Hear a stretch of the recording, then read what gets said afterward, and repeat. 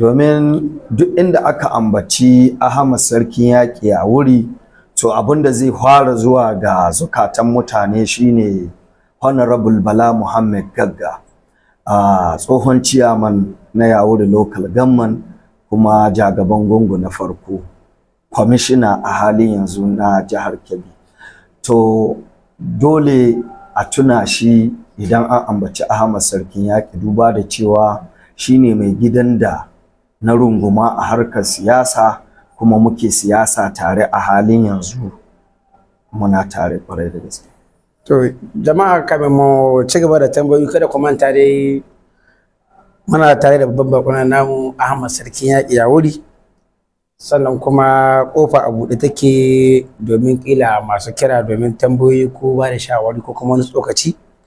Ita dai ne wannan namba tamu 07069296751.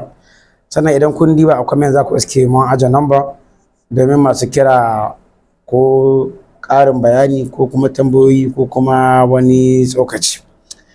Za mu kuma zuwa ga Malam Ahmad. Malam Ahmad, ka ambata mana shahararren mai gidanka na siyasa wanda kake ji da shi kuma kana alfahari da shi, sannan kuma baka jin kunya ko tsoro ko wani fargaba ko ina a ce shine mai gidanka. Kwarai da gaske. To a matsayin shi ne mai gidanka wanda kuka share wa'anda shekaru ana ta da siyasa, yanzu wasu irin abubuwa ne wa'anda zaka iya wa'anda zaka kawo inda kan wara tare da shi a matsayinka na media wanda ka yi tallan shi kuma an yi faɗi tace da ku, kuma sannan aka samu aka ci gwamnati ga ya hamma shi ya gama wannan dai tona na shi na chairman shi da yi. To wani irin abu ne zaka faɗi na moriya wa'anda zaka yi alfahari da shi ko ba yawa? To alhamdulillah, idan ana maganar moriya a bangaren siyasa, dole ko bacci na tashi aka ce Honorable Bala Muhammad Gagga zance dalili na kuwa shine a matsayina na dan social media wanda na yi rubuce-rubuce, na yi harkar siyasa ta zahiri da ta social media, ban samu wani dan siyasa a Yawuri ko a jihar Kebbi baki daya wanda ke ganin na da kima da mutunci kamar Honorable Bala Muhammad Gagga ba na ce babu wani ba, amma dai shine kololuwa.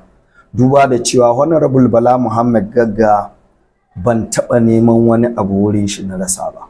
Duk abinda za ni zo da shi ko na wani in nemi alfarma akan wani ko nawa, Honorable Bala Muhammad Gagga zai tabbatar cewa yayi.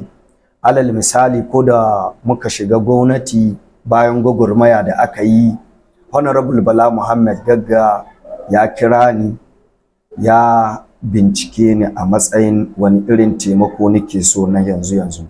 Kai tsaye na ce mishi ina son ka ɗauki matana aiki. Abu na farko kenan.